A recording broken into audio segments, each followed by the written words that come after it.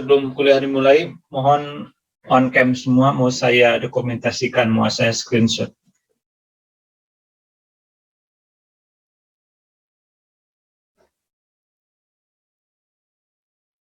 Silakan yang belum dibuka.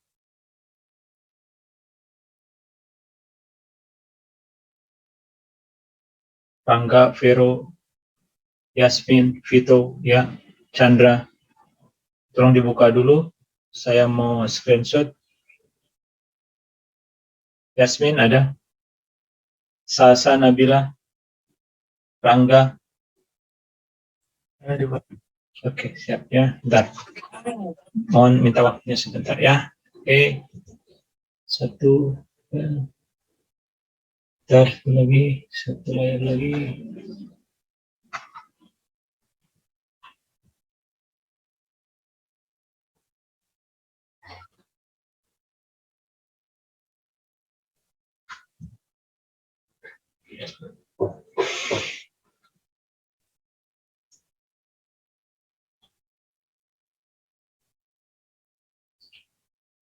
Assalamualaikum warahmatullahi wabarakatuh.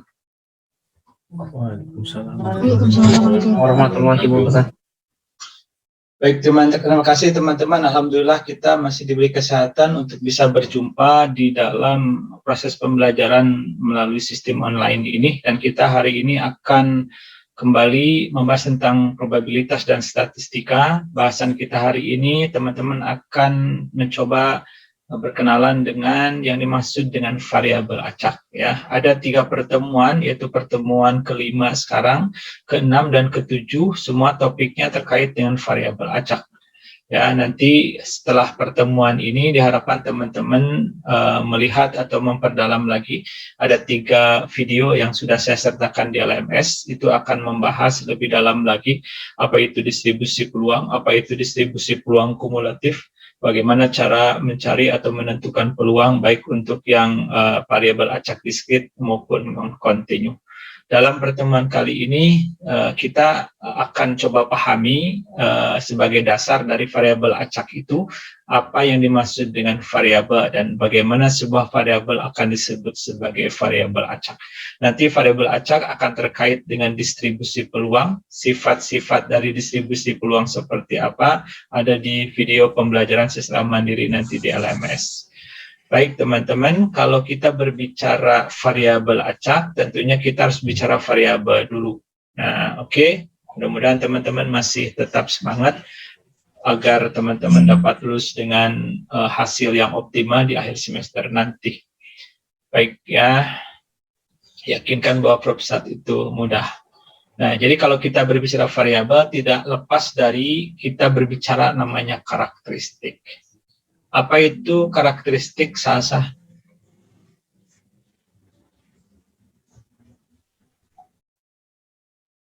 Tahu? Oke, apa-apa kalau nggak tahu. Faris, tahu nggak tuh karakteristik apa? Belum tahu, Pak. Belum tahu. Nova? Kalau setahu saya sih Pak, kayak sifat seseorang itu kayak wataknya. Good. Ya, oke. Kalau tidak salah sempat disinggung sebenarnya di pertemuan pertama. Ya, teman-teman mungkin masih kaget dengan Propstat ya. Betul bahwa karakteristik itu adalah sifat atau ciri yang dimiliki oleh siapa? Yang dimiliki oleh unit observasi kita. Oke, sekarang misalkan kita punya unit observasi ataupun punya ruang sampel dalam batasan seperti yang ada atau orang-orang seperti ini. Jadi unit observasinya orang. Kalau kita perhatikan, kita akan mengukur karakteristik dari orang-orang ini. Kira-kira apa saja yang bisa kita ukur atau bisa kita amati? Ahda.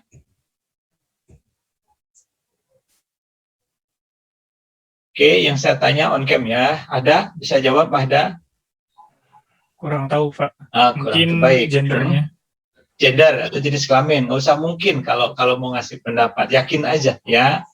Oke, gender misalnya. Tuh. Ya, jenis kelamin berarti.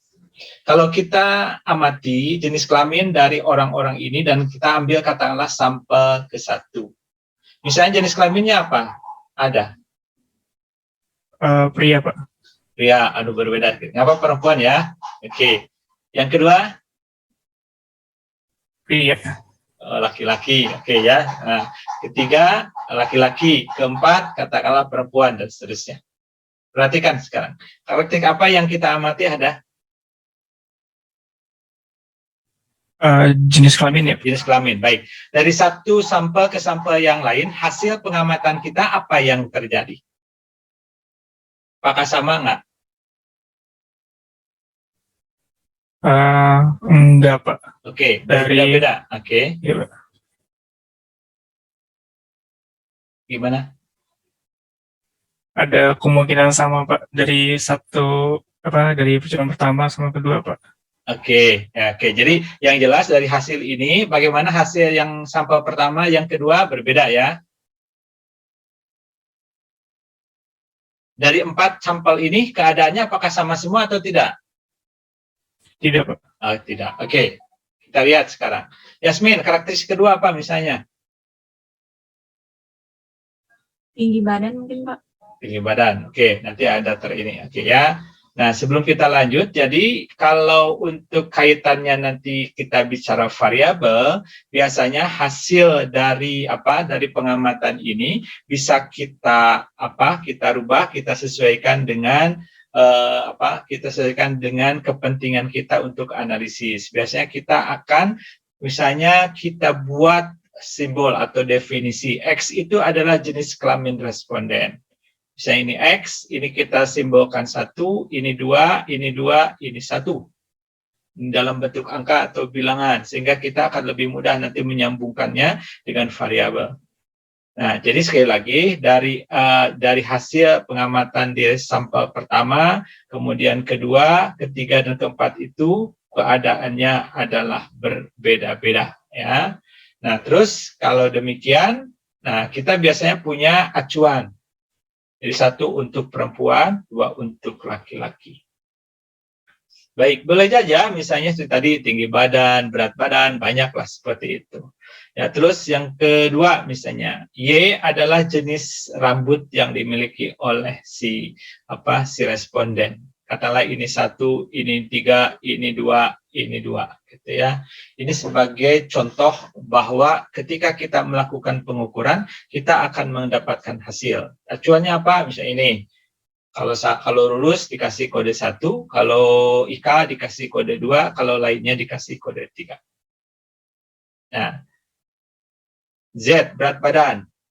Perhatikan ya, ini satuannya misalnya dalam kilogram. Nah, teman-teman, yang perlu kita pahami atau perlu kita lihat adalah ketika kita melakukan pengukuran dari sebuah karakteristik, nah keadaannya bagaimana hasilnya, seperti tadi jenis kelamin, maka dari 1 unit observasi atau 1 unit pengamatan ke pengamatan lainnya, nilainya itu bisa jadi berubah-ubah. Oke, sampai sini. Siapa yang bertanya dulu? Ada? Oke, kalau tidak kita lanjutkan. Nah, sekarang dari hasil ini, ingat, ini ada definisi dari variabel. Variabel adalah karakteristik yang nilainya berubah-ubah dari suatu unit penelitian ke unit penelitian lainnya, atau dari 1 unit observasi ke unit observasi lainnya. Oke, siapa yang mau bertanya? Silakan. Ivo. Iya, Pak. Apakah jumlah lubang hidung seseorang itu karakteristik? Tidak, Pak. Kenapa tidak? Ciri bukan? Ciri-ciri. Ciri, oke. Kalau kita amati, kemudian kita tuliskan hasil pengamatan kita, apakah hasilnya akan berubah-ubah seperti jenis kelamin tadi atau seperti berat badan tadi? Tidak, Pak. Tidak. Jadi hasilnya bagaimana? Lubang hidung hasilnya tetap 2. Tetap semua 2. Nah, apakah itu variabel kalau begitu? Tidak, Pak. Oke, jadi ketika hasil pengamatan kita tidak ada menunjukkan indikasi hasilnya berubah-ubah ataupun hasilnya selalu tetap, berarti itu bukan variabel. Tapi itu adalah, kalau dalam bahasa ekonomi itu kan ada fixed cost, ada variable cost. Berarti itu sesuatu yang fix. Sesuatu yang fix itu deterministik dan itu bukan menjadi kajian menarik di statistika.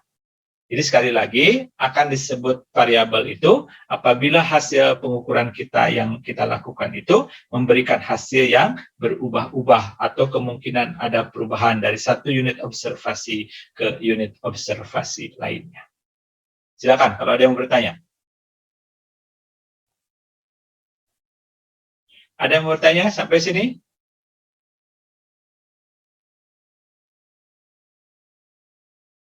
Baik, kalau tidak, saya akan lanjutkan.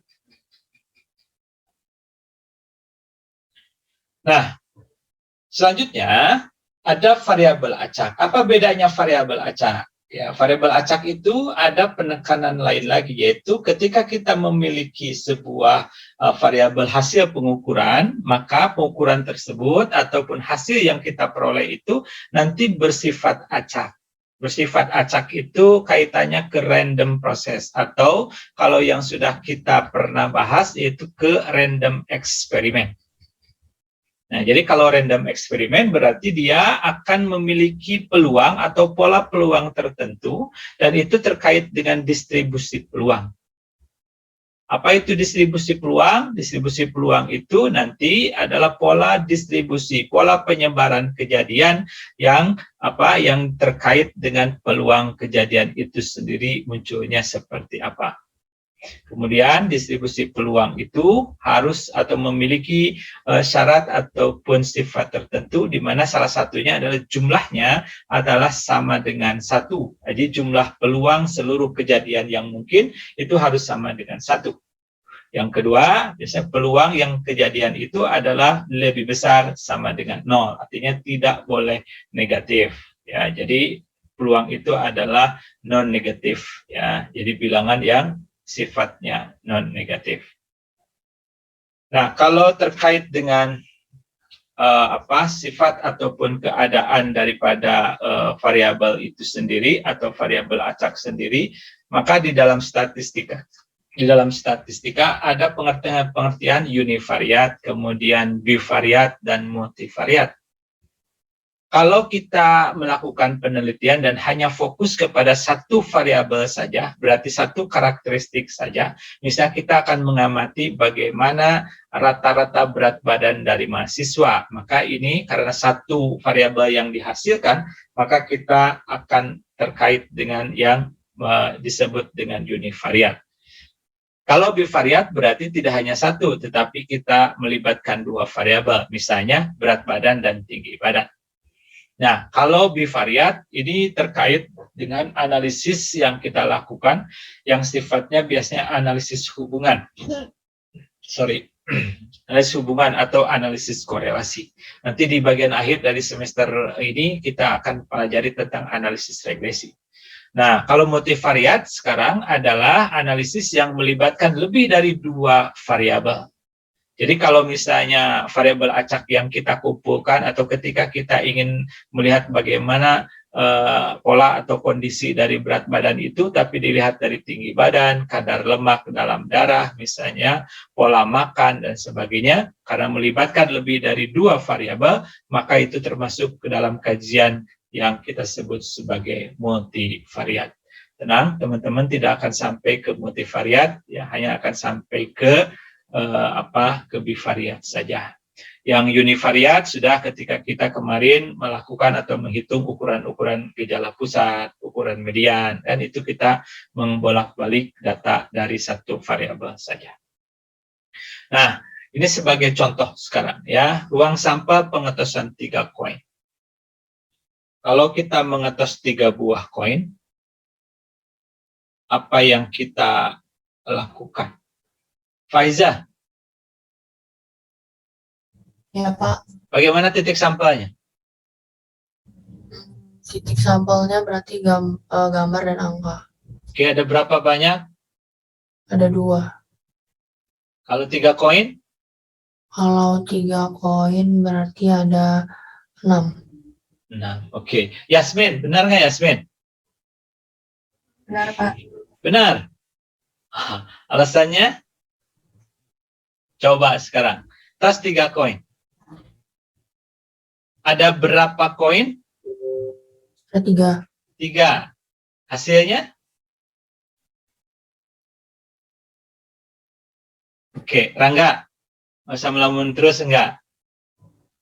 Oke, jadi ruang sampel kita atau titik sampel kita berarti terdiri dari 3 hasil, betul nggak?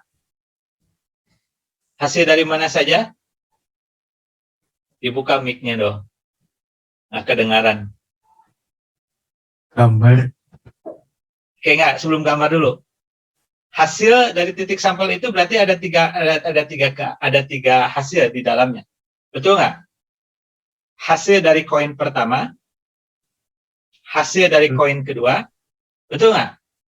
Iya, Pak. Betul. Nah, dan hasil dari Koin ketiga. koin ketiga. Oke, sebelum kita rinci. Jadi, dari percobaan yang menggunakan 3 koin, berapa titik sampel yang dihasilkan?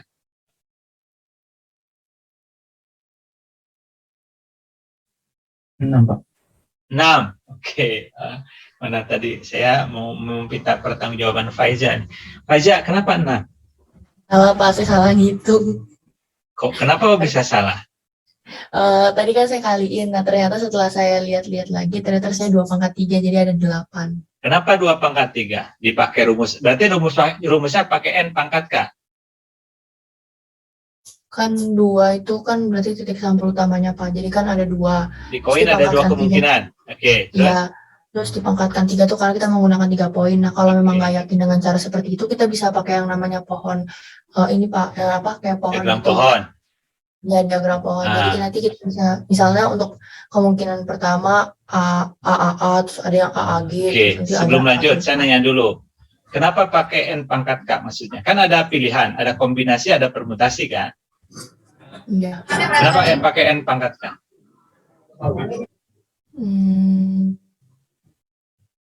Apa ciri utama dari pencacahan dengan menggunakan N pangkat K?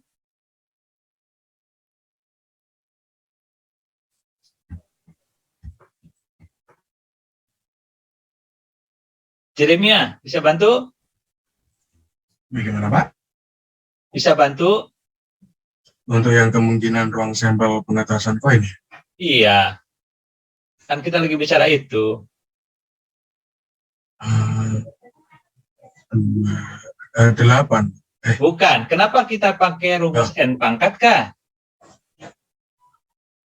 Oh, karena itu, Pak. Kan di dalam koin ada 2 kemungkinan, terus dipangkatkan sama jumlah koin yang kita tos. Iya. Tapi kan pilihannya kayak tadi. Ada N pangkat K, ada N kombinasi K, ada N permutasi K. Pertanyaan saya, kenapa pakai N pangkat K?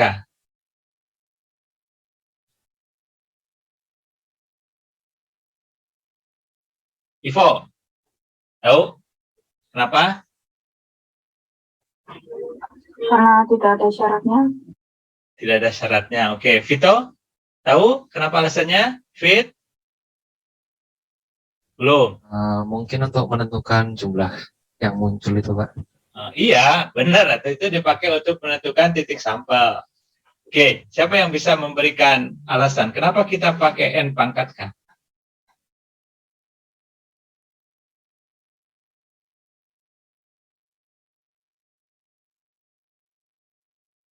Perhatikan bagian yang kemarin saya berikan. N adalah seluruh kemungkinan ataupun elemen di dalam populasi. Kemudian kita ambil atau lakukan K percobaan. Betul kan? Maka di cabang yang horizontal disebutkan dengan pengembalian. Maka pakai N pangkat K. Kalau tanpa pengembalian, kemudian ada tanyaan lagi, apakah urutan diperhatikan atau tidak diperhatikan. Benar nggak seperti itu? Rangga, benar nggak slide-nya? Betul. Benar nggak? Dibaca lagi yang kemarin. Oke. Harusnya begitu kan? Benar nggak? Ketika kita memakai N pangkat K itu alasannya karena kita melakukan sampling dengan pengembalian. Kalau sekarang ini, Kalau kita ambil bola dari dalam kotak ada 10, kemudian diambil 3 bola, tapi secara berangsur-angsur atau berurutan, ketika bola yang terambil dalam pengambilan pertama dikembalikan ke dalam kotak, itu jelas dapat ditafsirkan atau dapat disimpulkan sebagai pengembalian. Nah, sekarang pertanyaan saya, ketika kita mengetos koin 3, kenapa disebut dengan konsep pengembalian?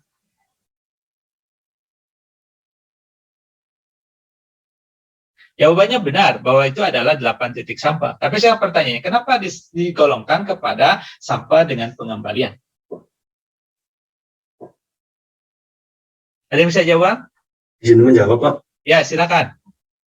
Menurut saya karena itu, Pak, karena masih ada gambar sama angkanya, Pak. Gambar sama angkanya tetap 2. Oke, makasih Tosi, benar. Jadi Tosi tahu kan di koin 1 itu yang kemungkinan munculnya apa? Antara gambar dan angka. Betul, ada 2 kemungkinan kan? Iya. Nah, ketika di koin kedua, apakah yang sudah muncul di koin pertama bisa muncul lagi di koin kedua? Bisa, Pak. Nah, karena itulah berarti ketika kemungkinan ataupun hasil itu bisa muncul lagi, maka itu termasuk dalam konsep dengan pengembalian. Atau ketika kita membuat digit di dalam di dalam angka, ketika digit itu bisa berulang, itu pun konsepnya adalah konsep pengembalian. Oke, terus ya, benar gitu ya, terus. Oke, sekarang ini terus. Nah, ini yang pertama kan? Ada berapa semuanya terus? Ada 3 gambar. Oke, terus seluruhnya titik sampelnya berapa? Ada berapa? Ada. Ini titik sampel pertama kan? Iya, Pak. Nah, seluruhnya ada berapa? Ada 8. Oke. Begini nggak pembuatannya? Iya, Pak, diurutkan satu persatu. Nah, ya, oke, inilah. Tapi kan ini kebetulan 3, bisa masih kita gambarkan. Kalau 10 mau digambarkan juga? Kalau 10 sepertinya kebanyakan ya, Pak. Kebanyakan, makanya langsung dihitung aja. Pakai rumusnya berapa? 2 pangkat 10 ya? Nah, Ya. Berapa 2 pangkat 10? Nggak usah dihitung sekarang, Banyak. nanti aja. Oke, banyak ya. Oke, nah sekarang kita kaitkan sekarang. Jadi gini, ketika kita akan mendefinisikan variabel acak, maka kita harus bergerak dari ruang sampel tetap ya. Nah, sekarang bagaimana kita sambungkan ke variabel acaknya? Kita harus misalkan sekarang ada X misalnya. Jumlah gambar yang muncul. Kalau dengan percobaan 3 buah koin, saya nanya sekarang, berdasarkan titik sampel yang ada, maka kemungkinan yang jumlah gambar itu atau kemungkinan hasil dari X ini ada berapa?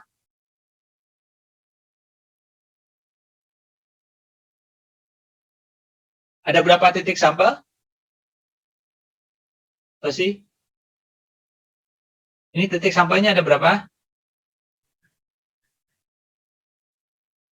Ada 8 kan? Iya, 8. Oke. Kalau kita akan rubah titik sampel ini ke dalam bentuk X, maka masing-masing akan punya hasil, bukan nggak? Iya, Pak, betul. Yang pertama hasilnya berapa?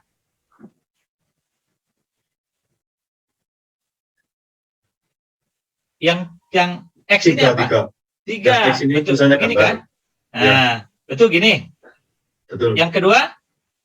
Yang kedua 2. Gini kan? Iya. Betul nggak? Sampai yang terakhir berapa? Yang terakhir 0. Nah, inilah X-nya. Jadi setiap titik sampel akan memiliki nilai yang didefinisikan dari variabel acak itu. Paham ya? Oke, nah sekarang dalam kaitannya kepada pembuatan distribusi peluang, maka kita akan menyederhanakan hasil ini. Sekarang pertanyaannya, nilai X yang mungkin itu ada berapa dari hasil yang 8 ini? Apakah semua nilai yang 8 berbeda? Ada yang berbeda dan sama, Pak. Oke, jadi ada yang samanya kan? Oke, tapi sekarang silakan sebutkan. Yang paling kecil berapa? Yang paling kecil 1. Ush, 0. no. Oke, saya kecepatan. No, yang kedua? Yang kedua 1. Oke. Kemudian 2, dan yang terakhir 3. Nggak ada 4 kan? Tidak ada. Oke. Nah, inilah.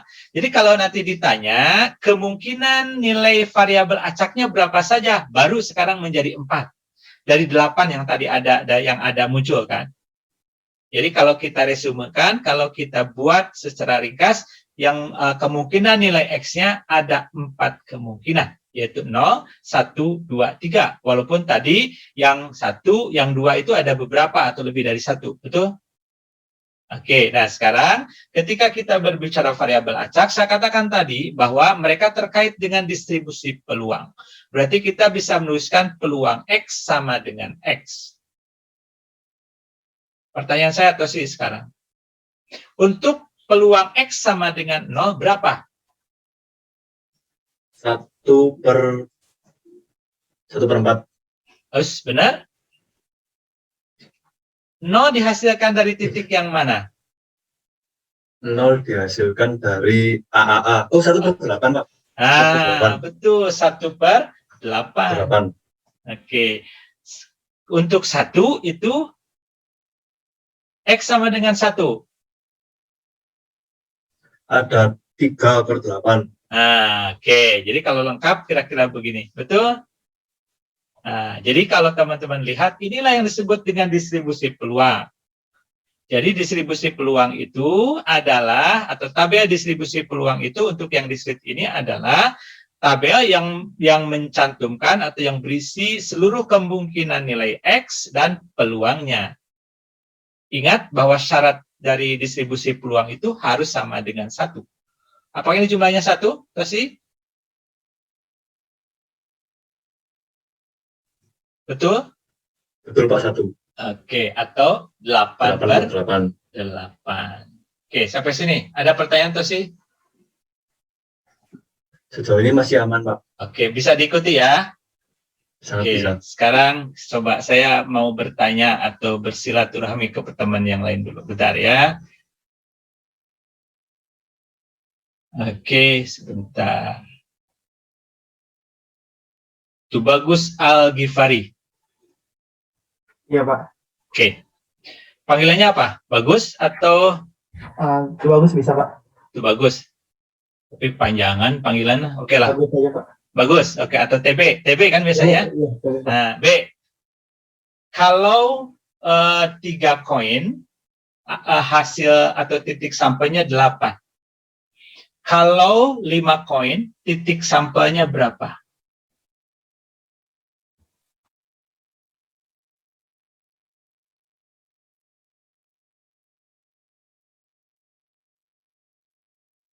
Berapa N-nya? 32, Pak. Good, 32. Jadi dari mulai titik sampel yang pertama sebutkan. GGG. Cuma 3 tuh. GGGG. 5 koin ya, Pak ya? Iya. GGGGG. Gambar. Sampai terakhir nanti angka juga 5 kali kan begitu? Iya, Pak. Oke, ada 32 titik sampel. Ya. Oke, sekarang. Kalau sama, X adalah jumlah gambar yang muncul. Pertanyaan saya, jumlah gambar yang muncul itu, kalau kita rubah 32 titik sampel tersebut ke angka-angka masing-masing, berarti yang pertama, kalau G-nya 5, berapa X-nya? X-nya ada 6, Pak. Koinnya 5, kok jadi 6? Gimana, Pak? Koinnya ada berapa? Oke, ini ada 5, Pak. Iya, jadi titik sampel pertama, kalau kita definisikan X-nya sebagai jumlah gambar yang muncul, X-nya berharga berapa? X-nya berharga 5, Pak. Gitu dong ya. Oke, yang paling sedikit berharga berapa X-nya? 0, Pak. 0. Oke, jadi sekarang pertanyaan saya. Untuk percobaan dengan 5 koin, X itu berharga dari berapa sampai berapa? Paling kecil 0. Paling besar? 5, Pak. 5. Berarti ada berapa kemungkinan nilai? Maksudnya gimana, Pak? Kemungkinan nilainya ada berapa X itu? Oh,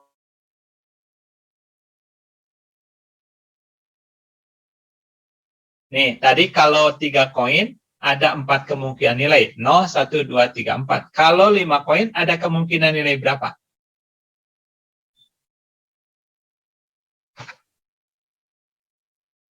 Hitung, dari berapa tadi TB? Yang pertama? TB masih ada atau hilang? Kayaknya tuh bagus nge-lag, Pak. Soalnya iya, nggak iya. gerak juga videonya. Gus? Aduh, kasihan nge-lag. Oke. Nova, Ya Pak. kamu ditemenin siapa tuh bertiga di belakang? Oke, Gus. Nova. Ya Pak. Oke. Jadi berapa kemungkinan nilai untuk X jumlah gambar dalam pengetasan koin 5 buah koin?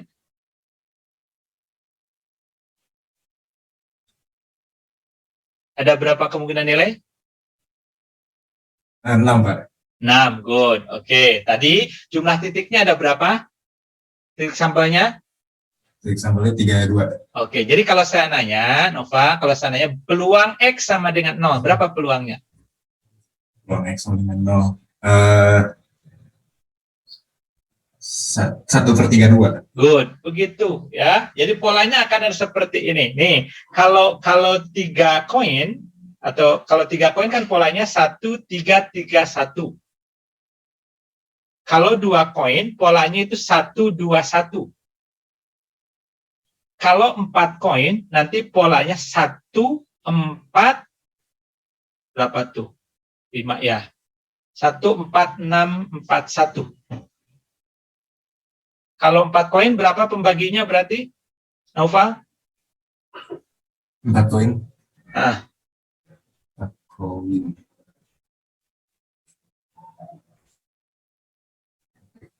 Pembaginya berarti 2 pangkat 4. 16.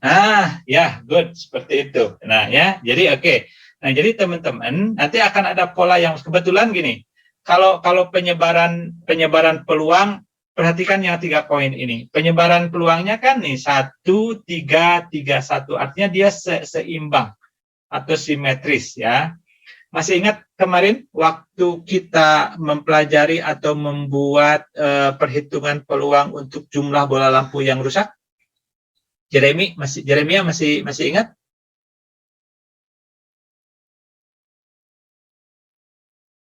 Masih ada catatannya?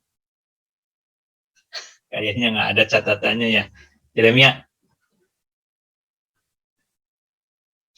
Rangga, sananya nih ke ketua kelas. Nggak. Kemarin waktu untuk bola lampu yang rusak, sebarannya ada berapa kemungkinan jumlah bola lampu yang rusak kemarin? Wah, kalau melihat ke langit-langit kayaknya dibayang. Hah? Ada berapa? 4, Pak. 3. 4. Oke, rusaknya 0, 1, 2, 3 kan? Iya, Pak. Masih ingat peluangnya? 3, Pak. Peluangnya masih ingat nggak? Distribusi peluangnya? Belum salah.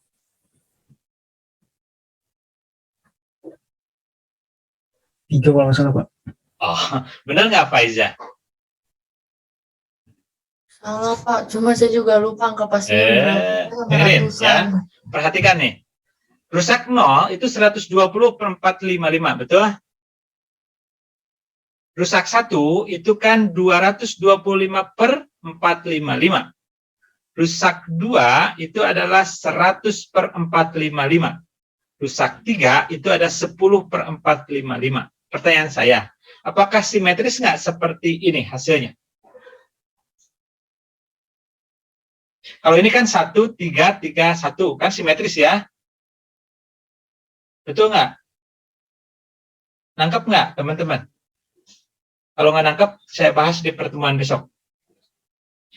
Nah, yang dimaksud dengan simetris itu gini. Jadi, ya, sebaran peluangnya itu, ini 1/8, 3/8, 3/8, 1/8.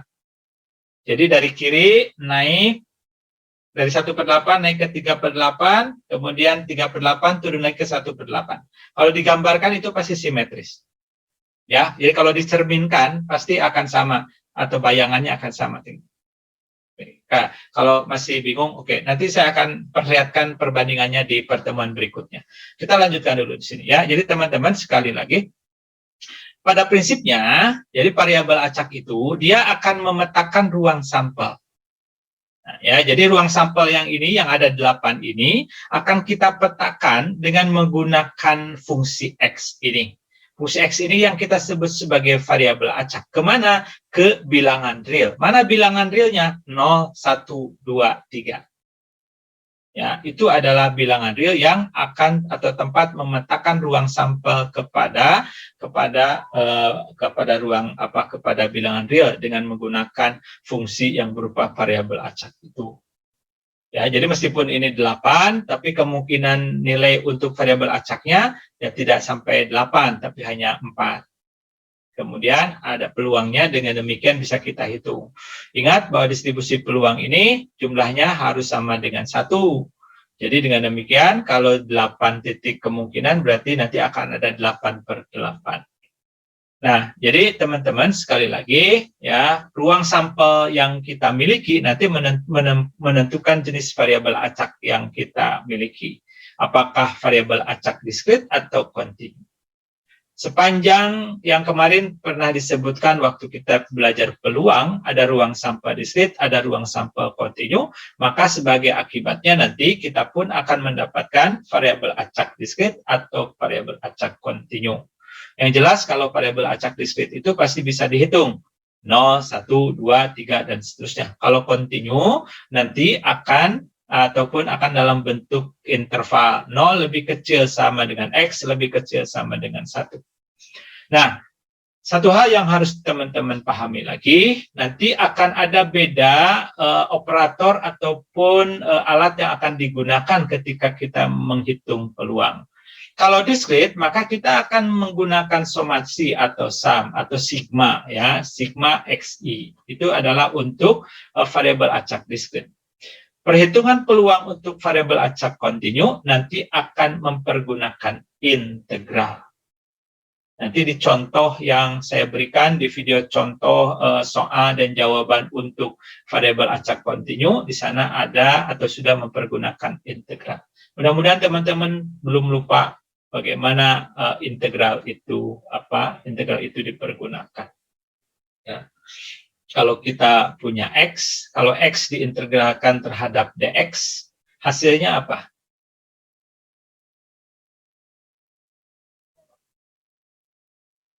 Ada yang tahu? Faris, Chandra, Yoga, Pratama? Integral X dx, hasilnya apa?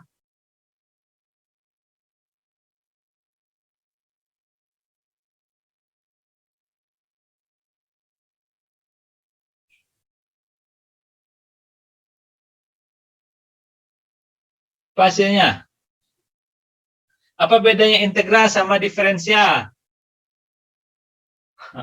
Aduh. Oke, itu pelajaran kalkulus ya. Kalkulus sudah dapat kan, Faris? Udah, Pak. Kapan? Semester kemarin? Kemarin.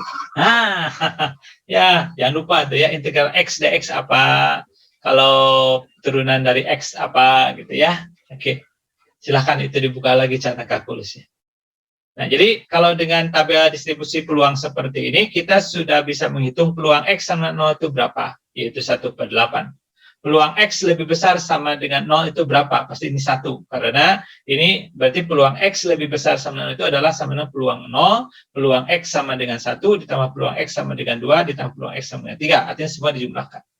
Kalau peluang X lebih kecil dari 2, berarti kita perhatikan nilai yang lebih kecil dari 2, yaitu untuk X sama dengan 1 dan X sama dengan 0.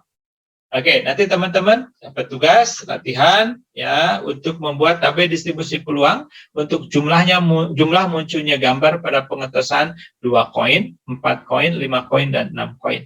Karena yang 3 koin sudah dikerjakan di sini. Tolong nanti dibuat sebagai latihan ya. Oke, sampai sini ada pertanyaan?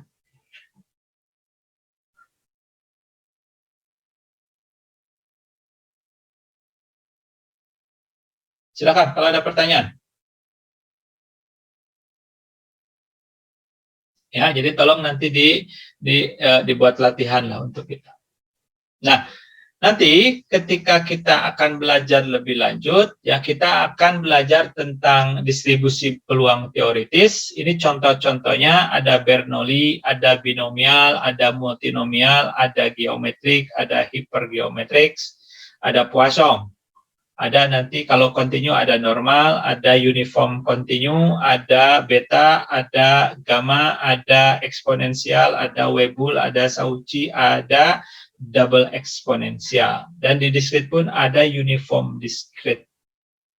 Apakah semua ini akan dipelajari? Ya, untuk discrete ya akan kita pelajari, akan dikenalkan lah paling tidak ya.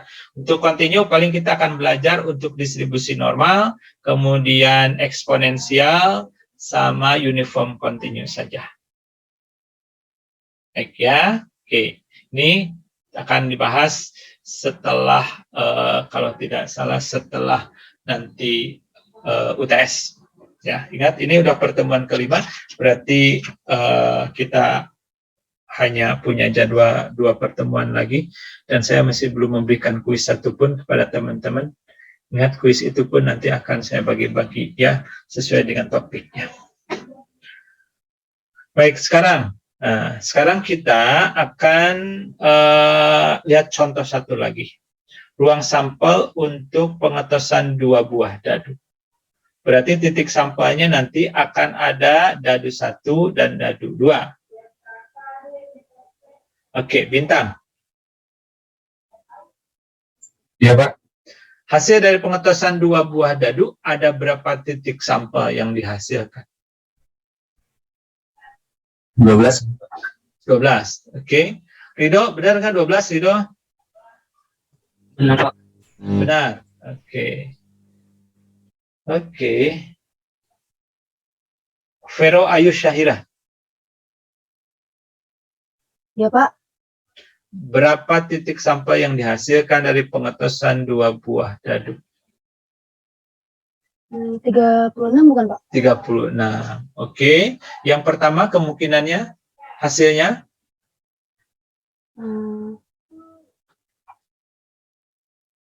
Nih, kalau kita tulis titik sampelnya hasil dadu pertama, kemudian hasil dadu kedua. Kemungkinan pertama?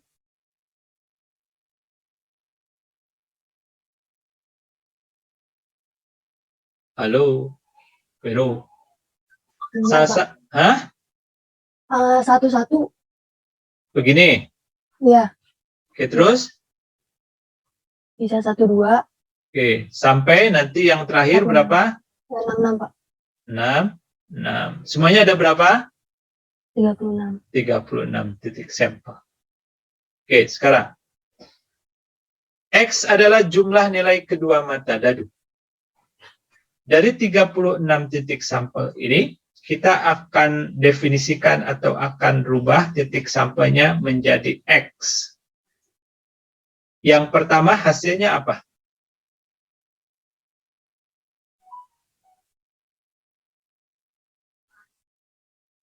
Halo?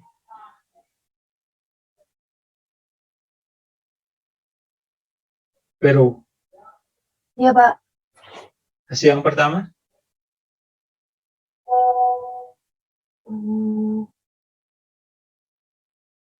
Sasa Nabila. 2-2, Pak. 2-2. 2. 2-2-2. 2-2, Pak. 2. 2. Iya. Oke. Nah, kalau begitu saya nanya sekarang. Setelah dibayangkan titik sampel ke-1 dan sampai dengan titik sampel ke-36, kita kita petakan dengan nilai X ini, maka kemungkinan nilai X itu ada berapa?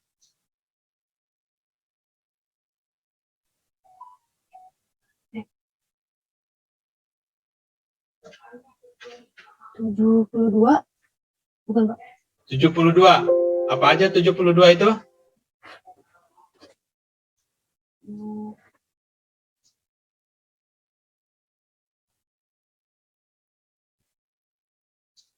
$72 benar? Iya, kayaknya Pak, 72. Kayaknya. Oke. Baik. Coba saya minta sekarang siapa tadi? Sasa. Iya, Pak. Oke. Ada berapa titik sampel? Semuanya? 36, Pak. 36. Oke, kita fokus ke titik sampel yang pertama. Titik sampel yang pertama berapa? 11. Kalau kita rubah jadi X, berapa hasilnya?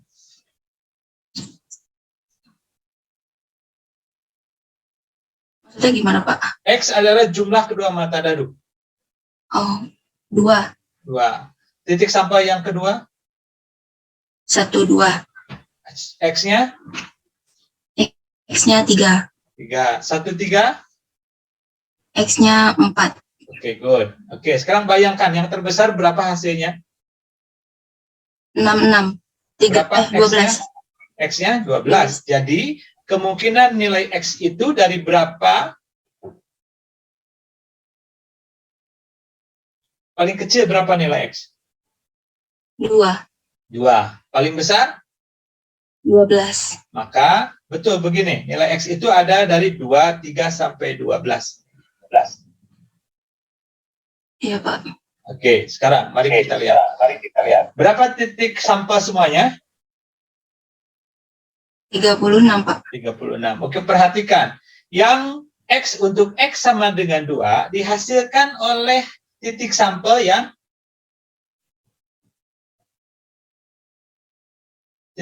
mana? Yang menghasilkan X sama dengan 2? Yang pertama, Pak. Yaitu 1, 1. Selain 1, 1, ada nggak titik sampel lain yang menghasilkan X sama dengan 2?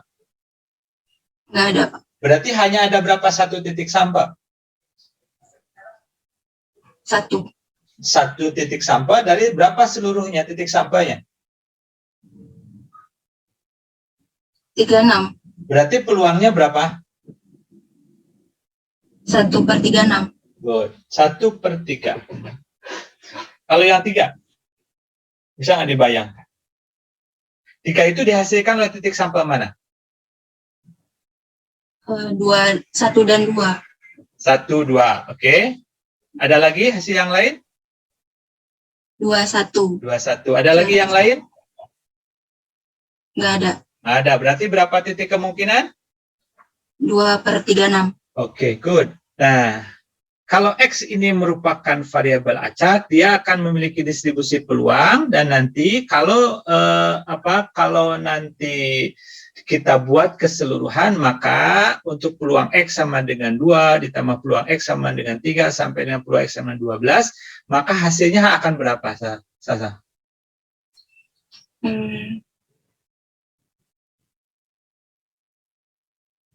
Harus berapa hasilnya kalau dia distribusi peluang?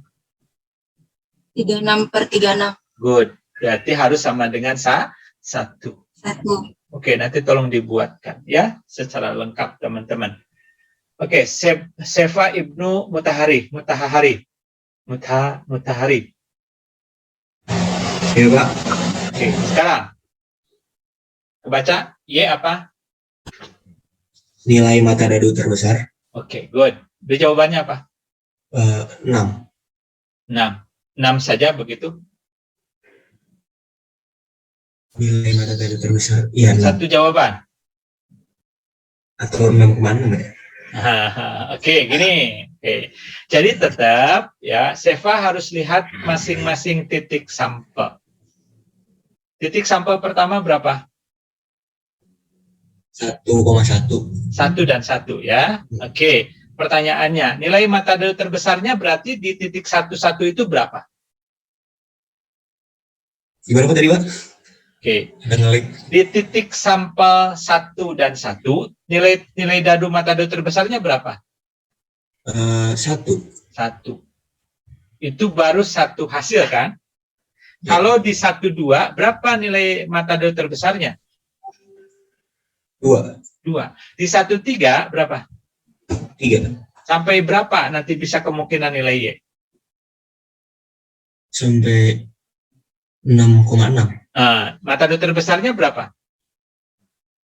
6. Jadi kemungkinan seluruh nilai Y-nya berapa saja?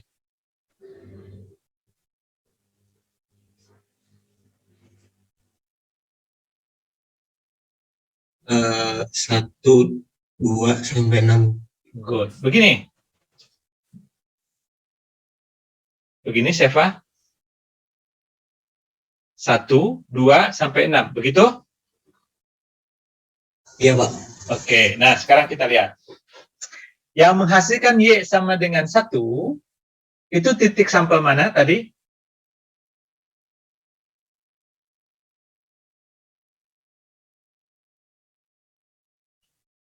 Seva. 1,1, Pak. Oke. Ada titik sampel yang lain? Tidak ada, Pak. Tidak ada. Maka kalau saya tanya berapa peluang Y sama dengan 1? 1/36. Nah, begitu. Iya. 1/6. Iya, 1/36 dong. 1/36. Tetap. Yang 2 berapa? Yang 2, Coba. 2/36. Benar. Yang menghasilkan yang terbesar 2 itu mana saja? 2 dan 1. Oh, berarti 3, Pak. 3, betul. Ada 1, 2, ada 2, 2, ada 2, 1. Kan begitu? Berarti 3/36. Nah, ini pun sama. Jadi, Y pun variabel acak sehingga kita bisa buat nanti distribusi peluangnya. Nanti yang pada akhirnya jumlahnya harus sama dengan 1 atau 36/36. Oke. Seva, makasih. Ada pertanyaan, Seva? Ada yang menanyakan nggak? Tidak ada, Pak. Nggak ada. Oke, terima kasih ya. Oke, Ikram, Taufik. Ikram. Hadir, Pak. Kalau saya buat Z, Ikram. Apa definisinya, Ikram, Z-nya? Selisih nilai kedua mata dadu. Oke, saya tanya. Kemungkinan nilai Z berapa saja?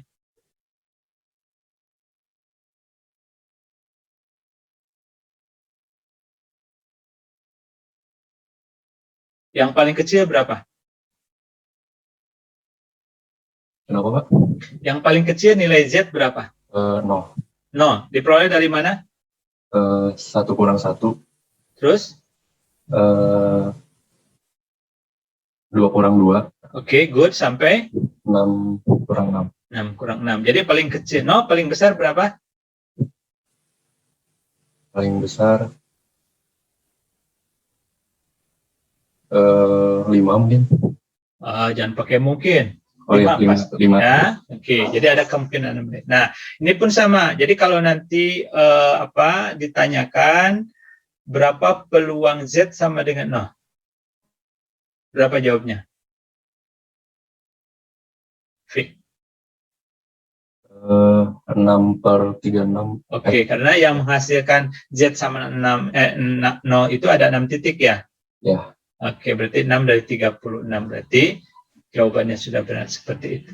Nah, oke teman-teman, sesama dengan seperti tadi ya, untuk yang koin, untuk latihan, untuk mempertajam teman-teman dari mulai mengidentifikasi ruang sampel sampai nanti mendefinisikan variabel acaknya dan menghitung distribusi peluangnya. Semua yang saya sebutkan tadi memang itu distribusi peluang, berarti jumlahnya harus sama dengan 1. Oke, ada pertanyaan teman-teman? Silahkan kalau ada pertanyaan.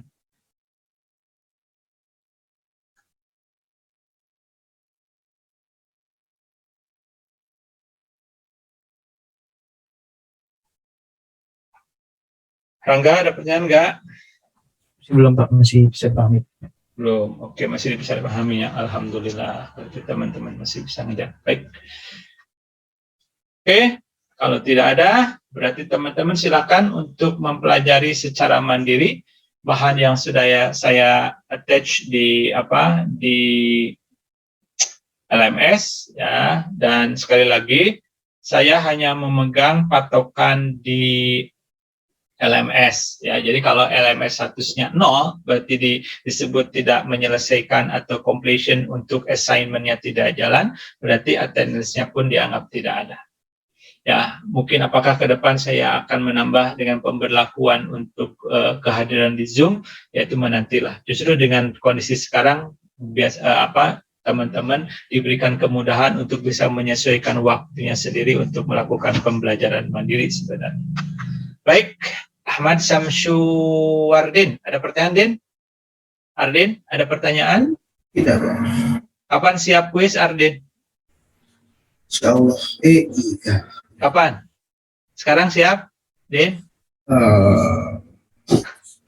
Harusnya Siap.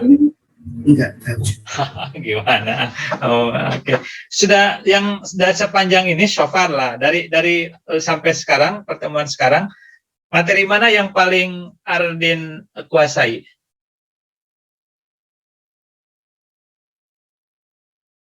Yang paling dikuasai ya, yang mana?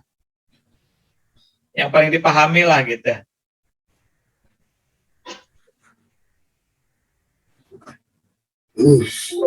Ada?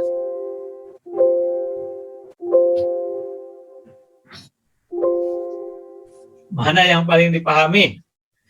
Yang paling agak kurang tahu juga yang paling enggak. Tapi yang ini bisa. Masa sih dari semua yang ada nggak ada yang dipahami?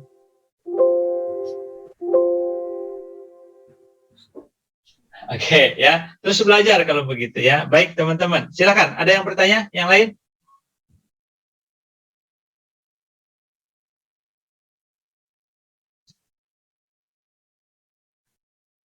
Masih paham, Mbak? Masih paham, alhamdulillah kalau gitu ya, kalau masih paham. Baik, kalau tidak pertanyaan, sekian saja diskusi kita hari ini. Mudah-mudahan teman-teman terus diberikan kesehatan sehingga diberi kekuatan untuk terus belajar dan diberi pemahaman yang maksimal untuk semua yang kita pelajari sehingga nanti bisa mempergunakan ilmu yang dipahami tersebut dengan sebaik-baiknya. Terima kasih banyak. Assalamualaikum warahmatullahi wabarakatuh. Waalaikumsalam warahmatullahi wabarakatuh. Terima kasih Pak. Sama-sama. Ya.